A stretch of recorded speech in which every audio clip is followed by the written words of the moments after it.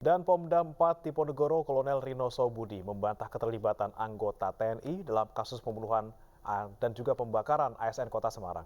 Pasalnya dari hasil pemeriksaan 26 saksi tidak mengarah ke dua oknum anggota polisi militer.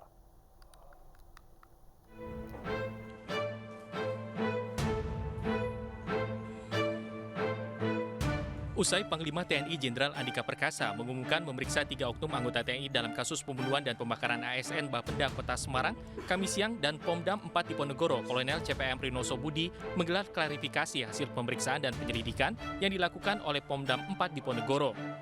Dari hasil keterangan 26 saksi yang dilakukan, dan Pomdam 4 Diponegoro membantah ada keterlibatan 2 oknum TNI, Kapten AG serta Peltu AR. Dari hasil penyelidikan yang dilakukan, 2 oknum anggota TNI yang diduga ikut terlibat dalam kasus pembunuhan itu pada saat kejadian berada di kantor Pomdam 4 Diponegoro untuk mengikuti arahan Wakapomdam. Selain itu, dari keterangan saksi di tempat kejadian, penjaga portal yang semula diperiksa Polrestabes mengakui melihat 2 oknum TNI di tempat kejadian, mengaku tidak mengenal oknum TNI saat dilakukan pemeriksaan di Pomdam 4 Diponegoro. Jadi kesimpulannya sampai saat ini belum adanya bukti permulaan yang cukup adanya keterlibatan oknum anggota TNI. Namun demikian, sekali lagi kita tetap melaksanakan Sebelumnya, Panglima TNI Jenderal Andika Perkasa menyatakan pihaknya tengah memeriksa 3 orang anggota TNI yang diduga terlibat dalam kasus tewasnya ASN di Semarang, Jawa Tengah. Andika menyatakan ketiganya berasal dari Kesatuan Polisi Militer.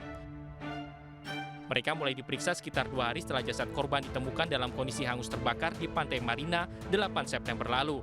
Namun hingga kini status pelaku masih sebagai saksi dan belum ditahan. Kami sekarang sedang melakukan proses terus.